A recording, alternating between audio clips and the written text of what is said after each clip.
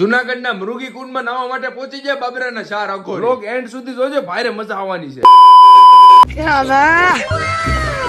હા હલો. હા ના એલા મારે નથી આવતું, જાતા હો ને. અરે ના ના મારે નથી આવવું ભાઈ, જાતા હો ને તમે. એ હા વાંધો, હા તમે જાતા હો વાંધો નહીં. હા હા હા એ હા હા હા.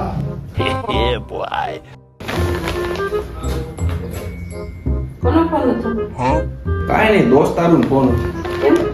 એ બધા ફરવા જાય છે. મેં કીધું મારે નથી આવું, જાતા હો ને. મારે નથી જવું. ખાઓ માં કસમ. જાઓ.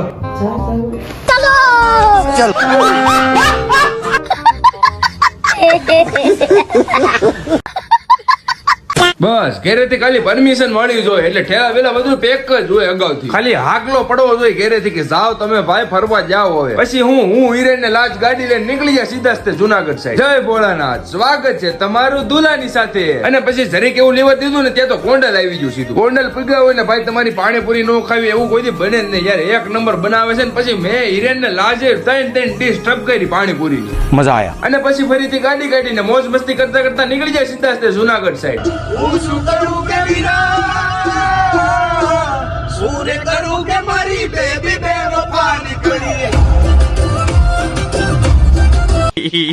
એને મારા કલેજા હજી લગીન મને ફોલો નથી કર્યો ને તો જલ્દીથી ફોલો કરી નાખો હાલો, કારણ કે આનો હજી બીજો પાર્ટ આવવાનો છે. પણ આ બ્લોગ હજી કન્ટિન્યુ છે. જોઈજો આખો બહુ મજા આવવાની છે તમને બધાને. શેર કરી નાખો 5 જણાને જલ્દીથી. અને પછી ફરીથી ધીમે ધીમે લેવર આપ્યો ને તે તો આવી ગયું સીધું જુનાગઢ. તમને બધાને ખબર હશે કે અમારા ખાવા સિવાય કઈ કામ છે નહીં. જુનાગઢ આવી સીધા જ વહી જાય પીઝા ખાવાને, બર્ગર ને આમ તો જમાવટ છે. લે આલે મંથન છે આ તો.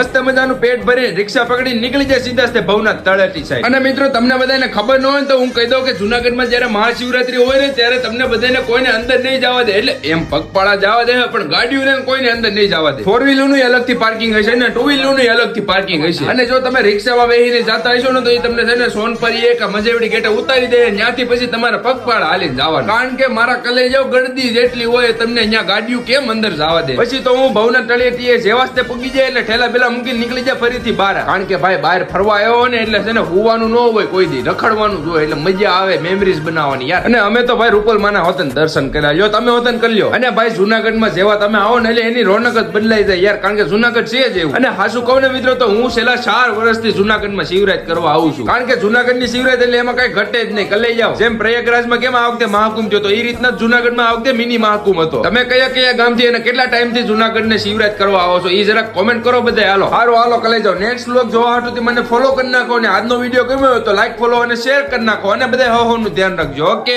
રામ રામ.